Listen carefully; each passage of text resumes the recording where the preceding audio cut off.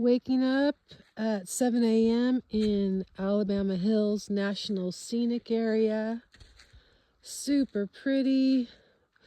We're getting ready to head out, so I want to take a short video and show folks who may not know about this area or that there's free RV camping, designated free campsites within this National Scenic area, and a bunch around this area. This is supposedly around 18,000 square miles, but the Alabama Hills consists of 30,000, I think, around there, miles of BLM land. So this is just a small tourist section, but there are tons of opportunities to explore and do a designated 14-day free camp. Here's a little tiger. Come here, tiger. Come in. Hey. So this is one of the spots. Huge. Here comes tiger. Huge spot. There's a couple over there. I'm just going to walk this way a little bit to show you the area. The Tuttle Creek Campground is just to the right, up just a little ways. Half a mile, not very far. And the places you can camp have that little sign. But I want to show you the roads.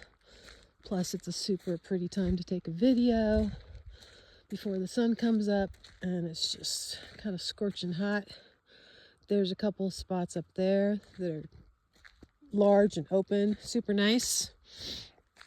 So the road up, the main road through this National Scenic area, there's two entrances, one for RVs, one accessible by anyone, and they're both paved.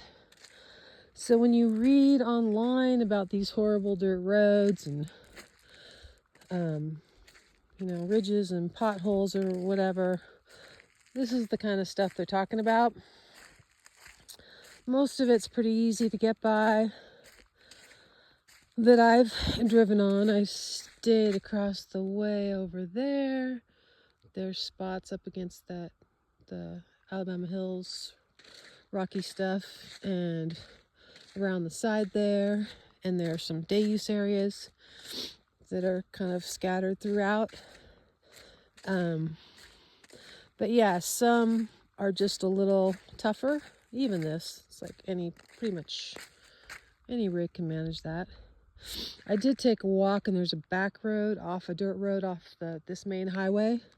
And there was one section that was seriously bad, and they're one-way road. I mean, they're just skinny one-way roads. So you got to be careful. You don't want to get stuck or have to back out or whatever. So yeah, I tried to visit the cool Mobius arch that has the Mount Whitney in the background. Super cool for photos and other stuff on Movie Road, but I wasn't able to. So this main road, off this dirt road, you can't see it, but it's paved. About 2.7 miles, you come to intersection, take a right, you're on Movie Road. And I went to visit, but it said there was a sign that said no trailers, number one. And when I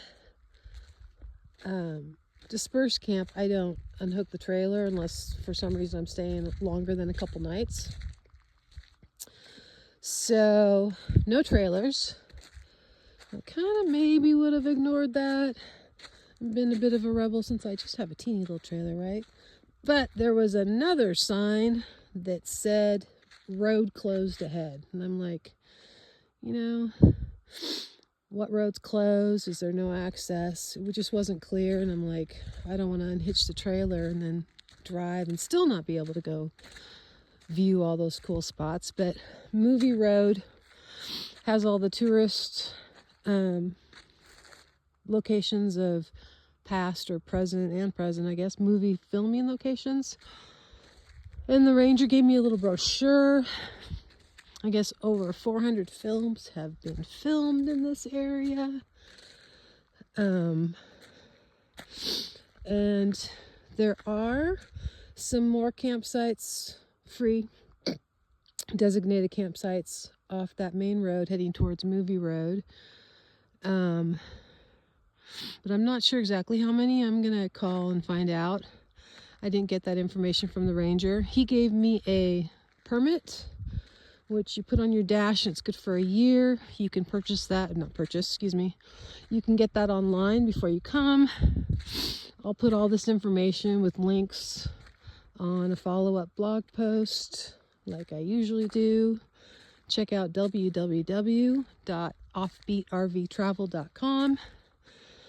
And yeah, I'll call and find out exactly kind of how many designated spots there are. This was filled up on Sunday. It looks kind of empty now, and it is, but it's a Tuesday, so that kind of makes sense. And the campground was full on the Sunday weekend as well. And there are 80 sites at that Tuttle Creek campground, which is the only campground within this National Scenic area. But there are other campgrounds nearby, and I'll put that information on the blog post as well. But all this information, of course, you can find online.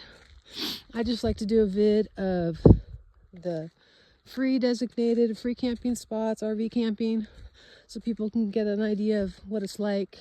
I had no idea. Before I came here, I hadn't even really heard of it. Someone just gave me a hot tip because they knew I was driving in this direction to check it out. So I'm super glad I did. Absolutely beautiful. And you have an awesome day. Cheers.